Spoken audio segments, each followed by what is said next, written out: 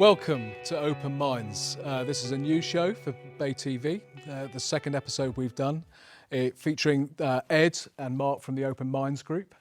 And Kathy is our guest. Kathy is a photographer, aren't you? Yep. From Liverpool. Yes. But you've got a long interest in what you'd say in is this sort of esoteric matters, yes. Okay, today we're looking at the subject of evil, the nature of evil. And I just want to open with this kind of broad, open-ended question. What is evil? It's the other end of the spectrum, isn't it? I feel it's a spectrum, and there's good and there's evil, and there's lots of grey areas in between. I'd go with that. I think evil is a natural consequence of good, and in fact is a purpose for good. Without it, there's no good. Yeah, without dark, there's no light. So it's a kind of yin-yang thing? My wife said that just yesterday, yes. She did. And I thought, that's a bright thing to say, the yin-yang thing. Yeah. So without evil, there can be no good and vice versa. Well, you can't even recognise evil without good, and you can't even recognise good without evil. There has If to be relativity. if everything was neutral, then what would we call, well, we wouldn't have a word for good and evil, would we? There'd be no such thing. And what about this grey area? The grey. I mean, you talked, Kathy, about the grey area in between. Well, some philosophers have said that good and evil is really just a matter of appetite and what you like and what you don't like. And that can often come down to your personal morals and experiences, and also what's within your culture and your local history as well. What's good for us in our culture may seem evil to another culture. For instance, and this is a bit of a hot topic at the moment, female genital mutilation is seen as a good thing in many African cultures, but in our culture we see it as a very evil thing, and it's something that we prosecute. So it's not the same throughout the world, and it does depend on where you are and what's happening in your society at the time. You could say that evil is a subjective topic, really, depending on which perspective you're coming from. The motive of the individual that is a good indicator of whether it is evil or not. So let's take, for example, people who might eat people. That's an interesting concept. So cannibals. Is cannibalism evil? Well, in that culture, it was probably okay. And certainly there have been cases. You're talking about ancient cultures or head-hunting tribes that in Amazonia, that kind of thing. Equally, cannibalism, when your plane has been lost in the Andes for several months, it becomes a necessity, doesn't it? Yeah. So when is cannibalism okay and when is it not okay? Where do you draw the line? Where's that grey thing? Where does the grey line stop? It really is hard to judge. And for people who've not been there, like us, to make a judgment of where that line is impossible, because we're not there. We don't know what we would do given those circumstances. Yeah. I think intent is the key word. If your intent is necessity to survive because you're trapped because you've been in a plane crash, then you can understand. Or if your intent is to do what your ancestors have done for hundreds of years and to eat people that you capture from the opposite tribe. Then that's learned behaviour, isn't it? That's learned behaviour. And is that therefore evil? Or not evil? And you do get people who have lured people, on the internet. Yes. There's been there was a story where a guy lured somebody and killed him and ate him. But is that mental illness? Was he being driven by something in his own mind? And wasn't there an instance, the internet baiting thing that you're talking about, where the guy at the other end was in agreement with being eaten he thing? He wasn't lured, really. He wanted to take part in this whole kind of going on. Yeah. But it does horrify us, that, doesn't it? I mean, I don't know about you, it horrifies me. Oh, that's not something that I'd like to know, going on something upstairs like flat or something. What, you mean the grooming thing? Well, just the whole scenario horrifies me, to be honest. The fava beans and the Chianti. Yeah. Oh. Now, was he evil or not? It's interesting, that, isn't it? Because there were some things he did that were good and some things he did that looked evil, but were just his nature. It was done to him. Let's come to the origins of evil, because, is there, and two questions really, is there an outside arbiter from which we can define what is good and what is evil? You mean like God? like a god, for example. And is there, and related to that is, what are the origins of evil? So the biblical text would say, for example, that there's angels have fallen, disobeyed God, and they were the kind of creators of evil, really. Yeah, so in why did some they way. disobey God then, do you think? What did they not like that God was doing? Maybe they didn't like God was smiting the people on earth. Well, it was kind of before that. It was before that actually was recorded as happening. So. Have we created these fallen angels or Satan or the devil? Because then we can always say, well, it wasn't me that was being evil. I was tempted. I was tempted by these demons, or I was tempted by the devil. So what we're doing is we're kind of displacing our own evilness, if that's the correct word, onto somebody else who's tempted us. So you're saying it's like a Jungian thing? These are projections of our kind of shadow side. Is that what you're saying? That's a good point, yeah. I suppose so, yeah. I mean, in as much as if you look at the Genesis story, when God says to Eve, why did you eat of the fruit? And she then turns and said, the serpent bid me do it. It was a snake. So she kind of passed the blame off herself onto this supernatural creature, which was a serpent. Yeah. Do you think there's a sense in which we do that?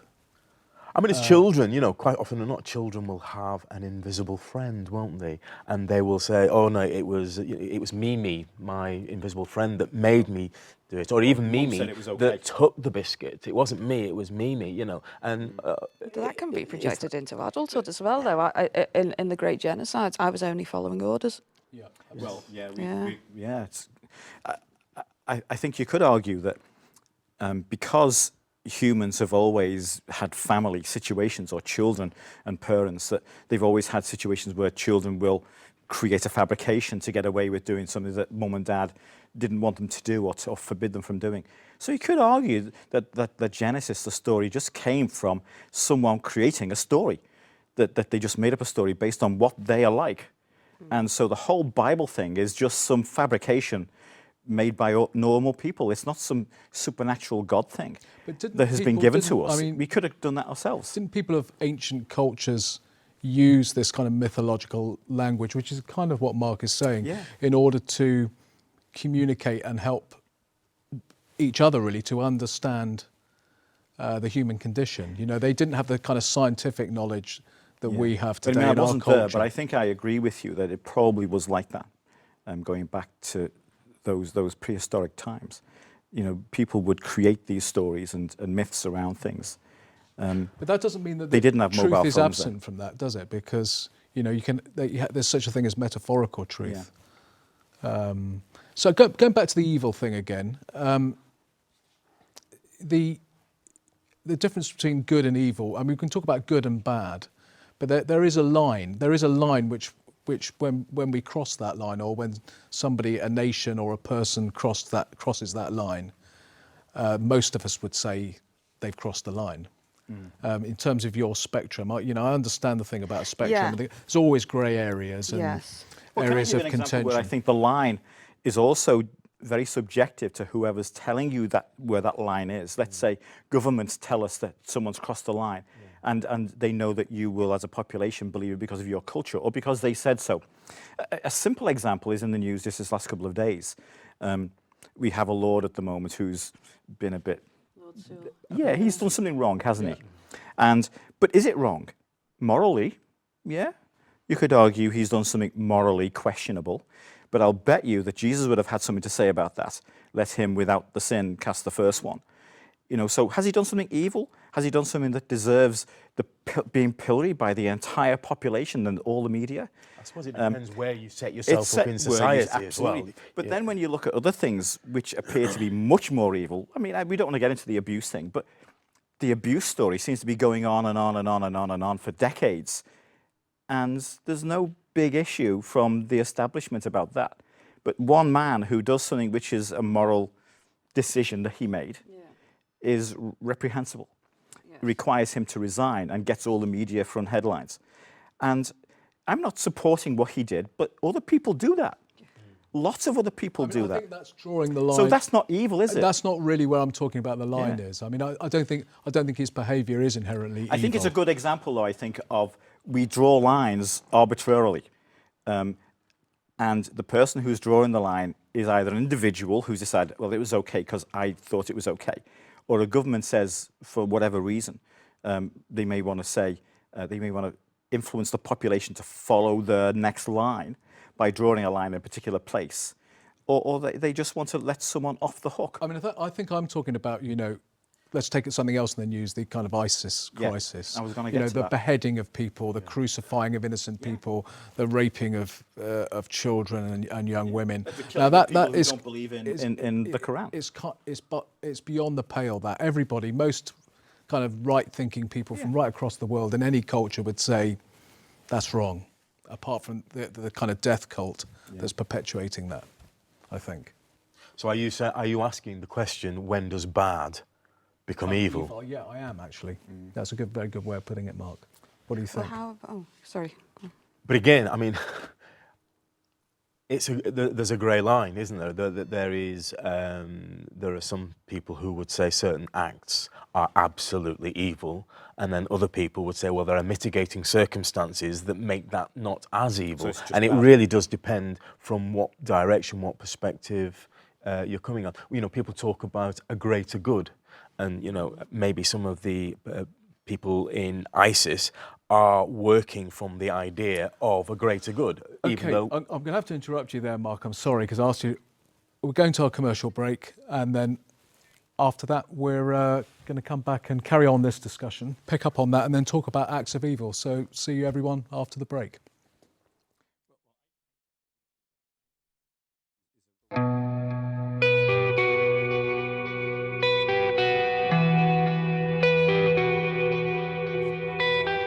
Welcome back to Open Minds with the Ed and Mark from the Open Minds group and our guest Kathy in the studio.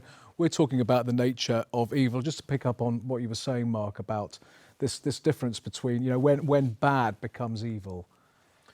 Do you want to pick up on that again? Yeah, I mean, like we were just discussing then, kind of, it really does depend on the perspective on kind of what information you are given. We were just talking about ISIS. Yeah. And you were saying, well, what is the information that these people who are being radicalised?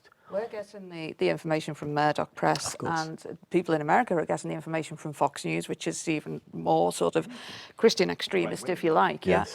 But if you go to the Middle East, what they're seeing, like for instance in Iraq, is a hell of a lot of what we gently term collateral damage, and drones killing children, etc. And they're feeling powerless.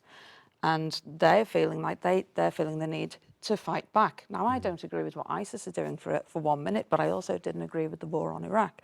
So whose evil is evil?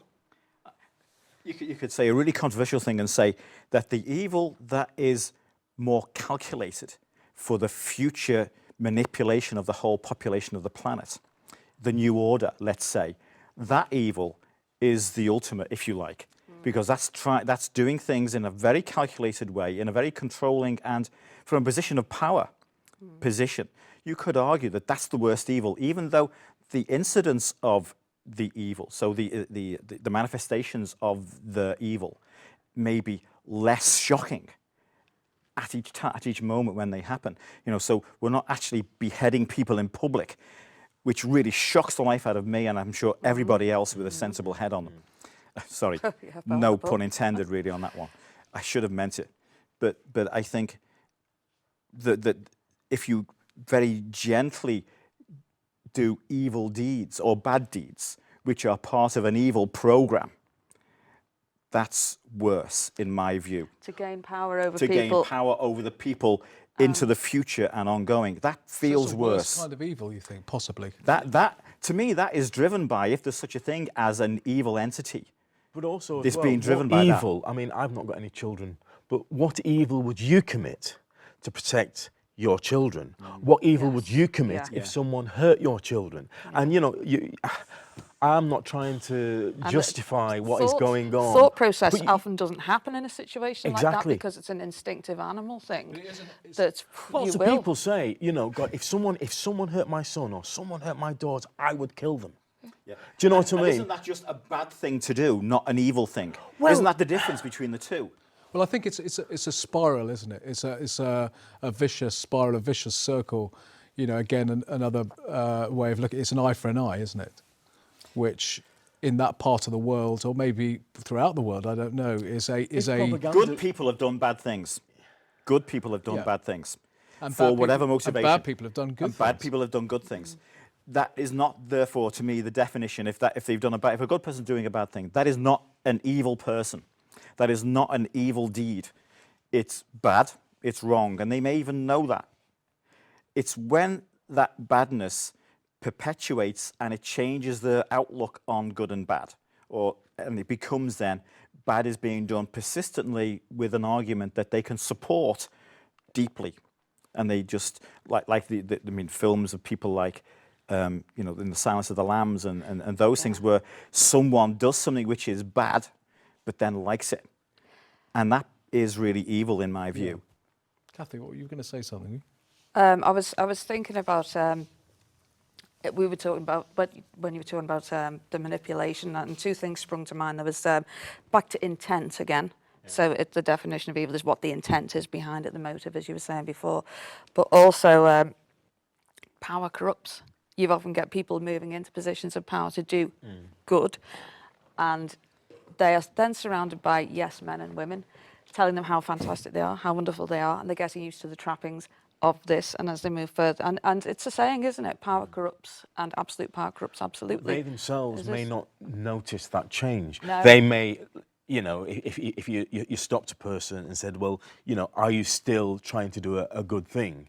They may think, well, yeah, of course I am. Margaret Even Thatcher though they've really been believed corrupted. she was good, and a lot of people still do. And personally, and again, we're back to opinions of what's good and bad or good and evil.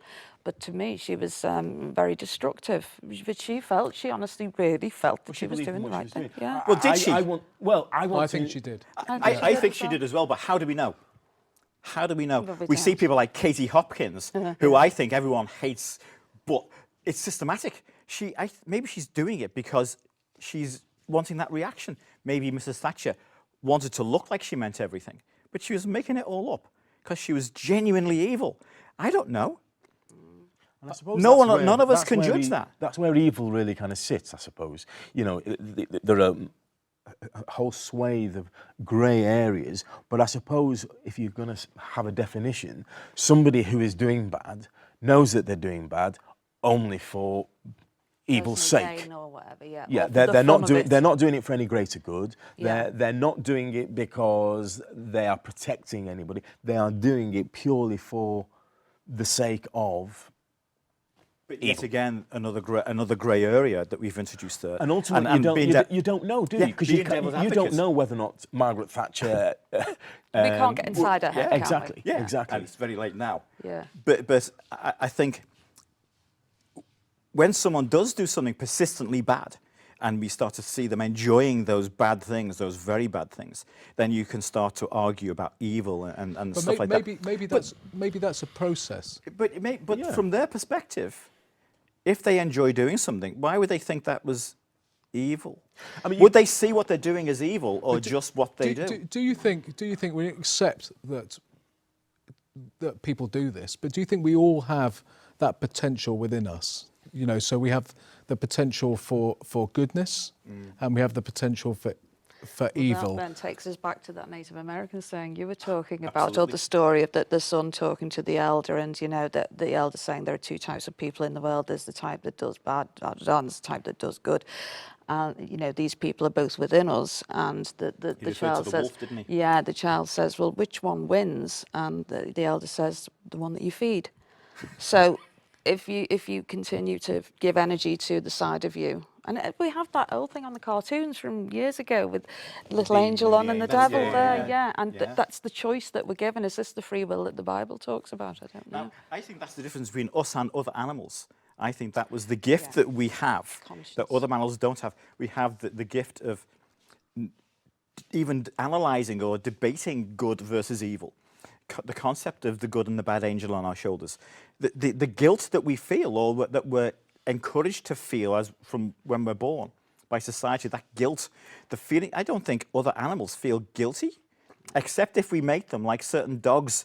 If you've got a pet dog, you'll know that Well, I was if gonna say, you can make your pet dog, cower in the corner when he's eating your shoes and you've just come in from work. I don't think he feels guilty. I think it's scared Fear. that Fear. the last time he ate the steak, Absolutely. it got, it got a backhand, You're right. and It's it not thinks guilt, it it's may fear. get the same thing again. Yeah. I mean, They're conditioned to feel fear.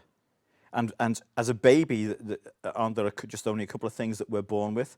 There's, in terms of emotions, it's fear of falling and fear of loud noises. The fear But of from falling then on, doesn't even kick in till yeah. about 5 weeks or something. But from then on, all the rest of the fears are driven into us by our environment. Yeah. So, if animals only become afraid to a limited extent by conditioning. By conditioning, yeah. They know that they learn that human beings are to be feared. Because we kill for the sake of it, don't we? People become evil because of conditioning or as a result of the circumstances surrounding their life. And then there are people who are just born evil.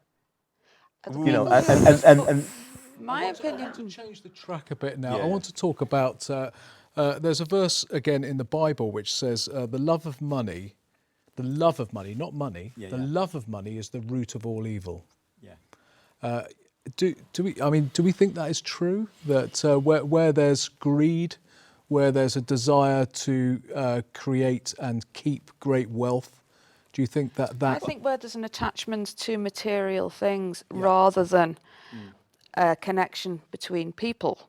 I think there's a difference between the two things. And if a person goes down the materialistic route and starts gathering items that they'll purchase, eventually, I don't know, Learjets, whatever, and that constant need to keep on carrying on is feeding something within them that's actually missing, that could be replaced by connection and relationship with other people. And I think that there is a big difference between the two, and that one feeds the good and the other feeds the evil. So I do tend to agree with that. And they'll do anything to keep it, right? Mostly, yeah. I think if you look in the Bible, in the Gospels as well, that a lot of what Jesus was saying, he talked about the spiritual life was a life of putting on one side, materialism and the pursuit of money, and he talked about the rich man going through the eye of a needle. It was easier for a camel to go through the eye of a needle than a rich man to get into the kingdom of heaven. And I think it was this I wonder if that biblical quote is about kind of the spiritual life versus a life of materialism and earthly wealth. And Buddhism says the same thing, doesn't it? It encourages the discarding of material things and to live more on the spiritual plane and that connection. And yes, Jesus himself, in the stories of Jesus, and I'm going to, just for the sake of argument, believe in Jesus, if that's okay. That's fine by me. Right? and certainly in the character that we portray around the Jesus person. And say, he lived with material things. He ate and he worked and he had friends and he needed a place to live and so on. And he had material things. And you could argue that in those days he had probably more than he would find absolutely necessary to live as a human being. I'm going to have to break it up now. I really loathe to break it up at this point personally, but we're going to our commercial break, and we'll come back to that after the break.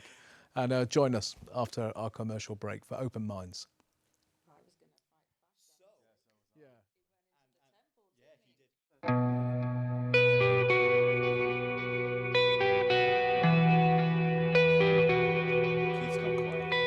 Welcome back to Open Minds with Ed and Mark from the Open Minds group and our guest Kathy. We're talking about the nature of evil. Just wanted to let Ed finish off what he was saying about Jesus there, because I interrupted you for our commercial break. And I was really off on a roll there. Yeah, you lost the thread now. Jesus, I think, I'm not sure what I said exactly before the break, but I think I was going on about Jesus had a lot of emotion, but he also had a need to survive in a material world.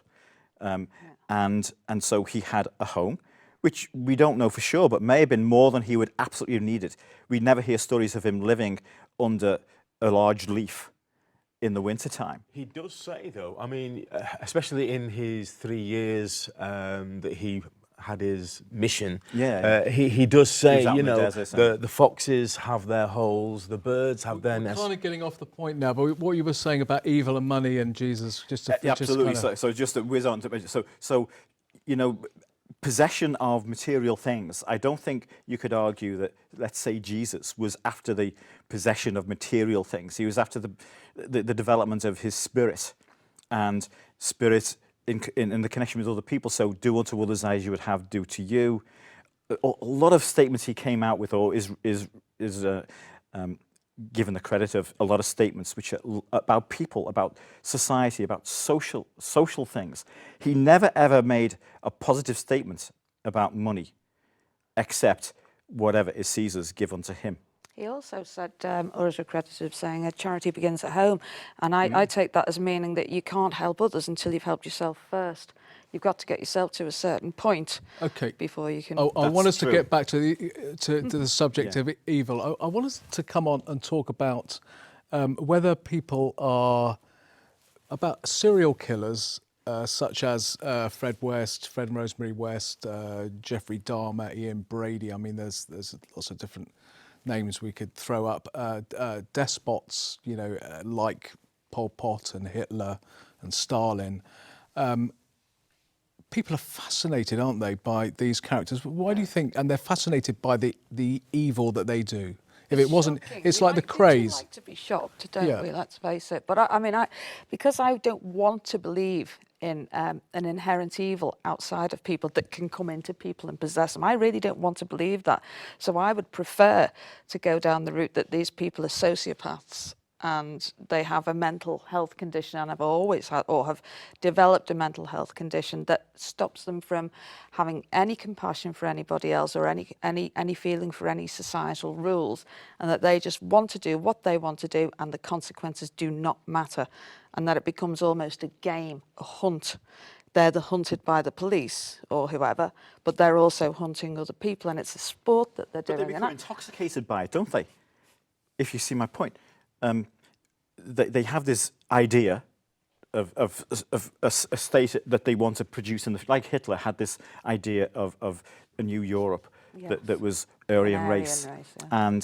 And you know, that idea, for it to be implemented, would require some really bad things to be done. And Although I don't know. He thought he was doing a good thing, didn't he? I'm sure he and did. You know, in a way. he did see, for example, that the British were very like, he thought were very like him in terms of the ideals for the future. And creating connections as well Yeah. with the early Nazi Party prior to Yeah. the Holocaust years and prior to them becoming what we now consider to be Nazis. They had strong connections with the royal family, which have been talked about recently in the Absolutely. newspapers. So there would have it would have been a natural connection to but make I think when with you our do country. bad things, I think we were talking about this before. When you do bad things continuously, your decision-making process, when someone gives you an ethical decision to make, is impaired by experience, your own internalizing of the many bad things you've done. You know, so where The you might have been, normalising of the you act. might have been less inclined to say, kill that person now, when you first did it. But when you've done it and the consequences seem to be in line with your overall principles, it's easy to say, kill all of them. You know, human life and things which are seen to be good become just, it doesn't matter. It's pointless. It's not as important anymore. It's when you, I think as well, you become obsessed with the ends. And everything in And between means. suddenly The just ends becomes justify the means, superfluous. You're driven to get to this end point and literally wipe everything else out of the way. The end point is good. So, you can think of in terms of the caliphate, which ISIS are trying to create a global caliphate. In their eyes, the end point would be almost like a utopia, a heaven on earth, that they're trying to create. But you can commit these acts of evil in order to achieve this greater good at the end. In the Second World War, the Allied forces carpet bombed Dresden. Yes. But it was about the kind of the means the ends to justified those terrorise. means. Well, that's Hiroshima and Nagasaki. Exactly. It was to So one terrorise could the argue in population into isolation submission. that was was an evil act, but people become obsessed with the ultimate point, the end point.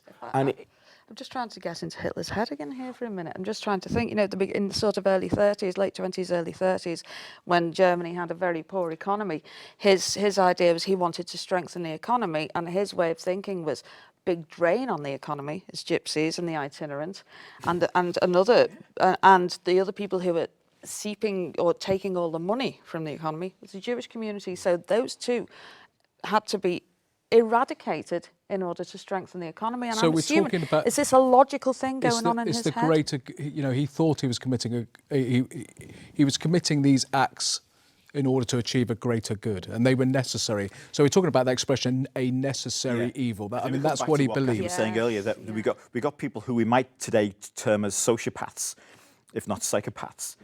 And when they're put in a position of power, we would argue that the judgment of someone like that is so extreme that it is impaired.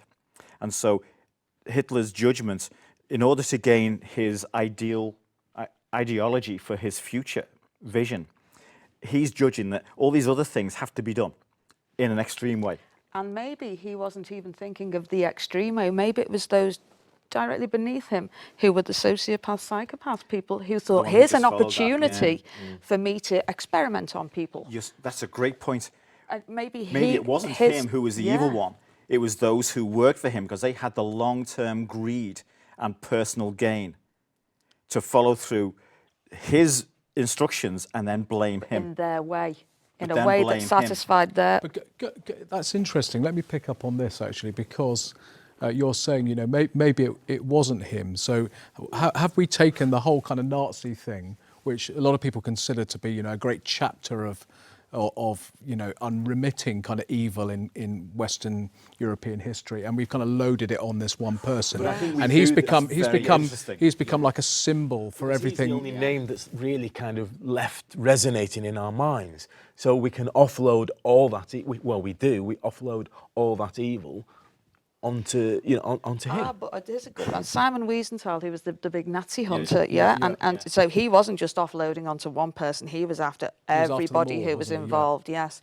And it was him, I mean, I'm paraphrasing here, but all it takes for a good man to do evil is to stand by and do nothing at all in the face of it. And so it's really interesting. If a group of you who are evil people, who have evil intent for the future, basically based on personal achievement and greed and selfishness, if you want to achieve that, find someone, maybe amongst you, or maybe someone who's not one of that team, who is great with PR, who can really rally everybody, the whole population. Like Goebbels in Hitler's case. Like Hitler, who can stand up and rally everyone around them. Charismatic. Great orator. Absolutely. But is a nutcase, is a total fruitcake, but they know it. They can blame that person, and they watch this fruitcake rally the people and then make him, wind him up, him, into doing the evil things. So but from a position of illness. Are you saying there was somebody else behind, say, Hitler? Well, I'm speculating. It was her fault. She managed to escape. What we do know is, you know, that he didn't actually personally perpetrate these acts of evil. He might have put out orders to somehow get rid of the gypsies, somehow get rid of the Jews. I don't know, I wasn't there. And but gay people and all the rest of it. Perpetrated these things, chose ways in which to do that fulfilled their own. But he also wanted to eradicate them because they didn't fall in line with his idea of the perfect human specimen. Yes. So there was also the idea, if he managed to take over the world, let's say, they had to be eradicated because they didn't fit the Aryan model. If someone is mentally ill, their capacity to judge good from evil or good from bad is impaired. Certainly in terms of consequences. On themselves or on others. There's a lack of compassion. There's a lack of compassion, perhaps, in that individual, understanding. So to blame someone who is ill, and let's presume for the moment that Hitler was seriously mentally ill. I don't think many people watching this would disagree that Hitler was seriously mentally disturbed. But being used for his other charismatic qualities. And also being set up for escape. Being set up. Is that what you're saying, though? Are you saying that knowing Hitler was a he scapegoat, would, really? Yeah, he would make sweeping judgments and instructions. Kill them all. Just do this. Bomb that. Do the blah, blah. Again, taking it down Am I getting too excited here? taking it down a different route slightly. This whole idea of symbolising, creating symbols of evil. Yeah. Just thinking about the literature, the books. The books on criminals that sell really well. The Krays and all these kind of characters. Yeah. Do we think, and we're probably going to have to come back after the break to really look at this because we're running out of time now. But do we think that we project onto these people the tension that exists within ourselves between good and evil and good and bad? I think we're unanimous on that. We always need someone who is more evil than us to say, well, yeah, I'm bad, but Easy. look at him. Everything's relative, so you can point the finger that way. We have actually come to the end of this of this section. We'll see you after the commercial break when we come back for the remaining quarter of Open Minds.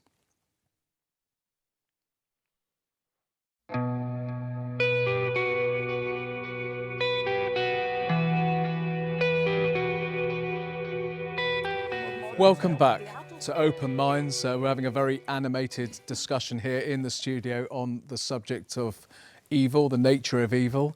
We've been talking about projecting our own inner tensions that we all experience around our own inner goodness and badness, if you like, and propensity towards doing things that aren't right. And we're projecting those onto other people, onto these symbols that we set up, these personifications of evil, which are in the press, which are on our bookshelves, and what do you think about that? Isn't it true that when the authorities catch and convict one of these serial killers, maybe we're still child murderers, and they drive them out of the court in the big van, there's hundreds of people screaming at them in the street. Yes. And I look at them and think, my God, that's a mob. They really frighten me. They frighten me more than the guy in the van. Yeah. Because from them, they would rip that person from limb to limb. From them, they're judging, okay, they've been judged by the law and they may be guilty, but we don't know what is going on inside that individual. Well, quite often they haven't even been judged by the law and the lynch mob is there. It could even be Before a mistaken identity and the lynch mob would be there. And so we've got the lynch mob mentality all over. And this projecting thing, I think the lynch mob is a perfect example of an extreme projection of your own tensions onto somebody else. I think as a society we need those vessels from time to time to literally kind of, like you say, project our venom, our hatred onto somebody. And, a criminal... to relieve the yes, tension in our yes, But yeah. we do Black that purging that's how we set up our enemies, isn't it? So we set up our, we did it with Saddam Hussein. We did it we did it with Colonel Gaddafi. We did it with a bit more than the lynch mob. Yeah. That we're talking about something which I think is manipulated and constructed very carefully behind closed doors. The propaganda machine that discredits the ones who they want to get, or the ones who stand in the way of them getting what they want. Yes. And I think the discrediting machine, the propaganda machine, is much more evil than the lynch mob down the road. And, you talked about the lynch mob making... Premeditated, the intent again, isn't it? The intent again is a premeditated intent of a future which is about certain individuals having more than the others. Does our society... Sorry, I mean, you were talking about, kind of archetypal evil people, the people that... We need them in our society, to make our society survive. We need people who are more evil than us. Yes. Because if we didn't have those evil people, we'd start looking at ourselves. We'd start looking at perhaps the bad that we do. But if we've always got someone who is worse than us, then we're where does still... that end? Hang on, where does that end? Better of ourselves. Basically, what you're advocating is escalating evilness. Because if you see someone more evil than you and they want to see someone more evil than them, where does that end? You have to have some tempering of that where you flatten it to a level where, this is the new norm. If you look at the norm today in society, things that were seen to be really bad in the past are now okay. aren't they? But what I was going to We've say was, raised the level of the norm of badness that's Yeah. acceptable. It's no longer bad to do things that used to be bad. Yeah, yeah. In Okay, olden days, yeah. a glimpse of stocking was looked on as something shocking. That's a But good. now- but that's a that- good cue for a song. Could I just ask a that- question there is- about? I just really want to nail this really in this last section. I'm coming back really to the origin of evil that we talked about at the beginning. Do we? I mean, you said that you didn't believe that. What did you say? I You feel didn't. that the universe is neutral. Right, I okay. prefer to feel that because I don't like the idea of having forces outside of me controlling how I operate or how other people operate. But then again, there are forces outside of me controlling that, and that is the media, that is the propaganda machine, and what I'm taught. But I do prefer to think of the universe as a neutral force. It terrifies me, the heaven and hell thing, Yeah, and the devil. I mean, I put my cards on the table. I'm somebody who does believe in powers and principalities, and I believe in angels, and I do believe in demonic forces. I think there are powers outside. I'm not saying they control us, but I think they influence us. Okay. I mean, what do we think about this whole thing about being possessed, by people being possessed or oppressed by evil forces? Which, I mean, what do you guys think? I mean, you've said feel that that's you, That's premised on us believing schizophrenia or something. in the demonic, isn't it? Though, if we have no belief in that, then there's no answer to your question, is there? Really? Well, I have no belief in it, and I think my answer to the question would be a person that somebody with your beliefs might consider a demonic possession. I might consider them to be having either to be some combination of schizophrenic and having epileptic fits. I mean, if you don't mind me saying, it sounds like what you're saying is that it's not that you disbelieve these, you fear believing it, rather than. Probably, yes. Yeah, I mean, think that's you're how it right comes there, across yeah. to me. It's a kind of a fear of actually believing that actually this kind of worldview might be correct. I feel more comfortable being an atheist and believing that the universe is neutral. And I also have, we're talking about evil and retribution maybe. A lot of people, you say, oh, don't worry about it, what goes around comes around. Well, actually, it doesn't a lot of the time. Idi Amin, isn't he still alive and well in the Middle East, living life? Yeah, but within the same lifetime rather than karma over lifetimes. Yeah. And I think that takes away people's ability to not to get their own back or get revenge, but to put things right that were wrong. I think the view that says that the universe isn't neutral, that there are these not competing forces, but there is forces of God, forces of good, and forces of evil. Also posits that there's a judgment, which is like a court really, and they will pay. Right, Ultimately, they will pay. What's the physics that says matter is neither created nor destroyed? And I think you can still have matter and no matter, but there's a neutral position in the middle that just says what you have is what you have, that you can't add it or take it away. So it can sometimes be very that way or very that way, but ultimately it balances to the middle, which is I think what you're saying, that there's a neutral situation in the universe. And I think that applies to good and evil, the energies that are associated with good and evil, as well as energies associated with matter. So there is a balance, but we will find times where we swing from one end to the other, and it will then balance itself out again, neutralize itself again, or move. We might see the next 20, 30 millennia, we could see a completely different position in terms of our view of cultures. Like I was thinking about the American the slavery and people of colour in America. They got great comfort from believing that maybe the only way they got through it was by believing that ultimately there would be a judgment between good and evil, and the people that were oppressing them. Maybe that could be seen as a political manipulation to keep them in that position, because ultimately they would have that retribution at the end, or that they would go to heaven and the other sinners would be punished. Maybe if they didn't have that belief, they would have rallied sooner and revolutionised things that sooner. whole idea of heaven and hell kind of predated, the slave trade. I think that the idea that there is a hell, that the evil people will ultimately be punished is something that, again, that Well, we I'm not need. necessarily talking about hell. I'm talking about judgment, which is a Well, slightly- judgment.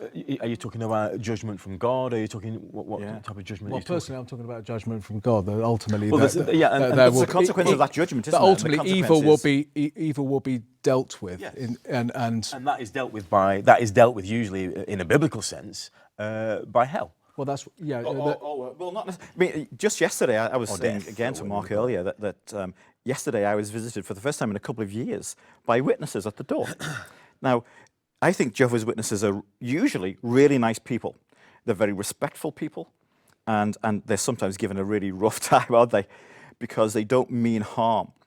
But at the end of the conversation I was having with them, they were talking about the result of a judgment coming from God will come to clear the evil up, is that the good will be in heaven. And these two particular guys even suggested that heaven was this planet. Earth is our heaven. It's the future of the human race is to be in heaven, and only the good will remain and those others will go.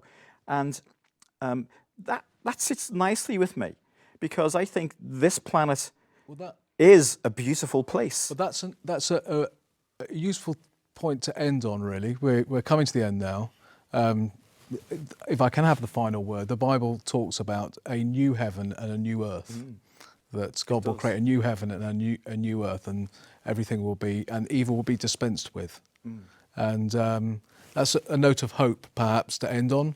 I know you guys might not believe that, but join us for the next show, where we're going to be talking about hope, and we're going to be talking about truth and lies and deceptions, and hopefully a bit of hope at the end. I hope I've ended on a note of hope. It's great to have you again in the studio, and join us for our next episode of Open Minds.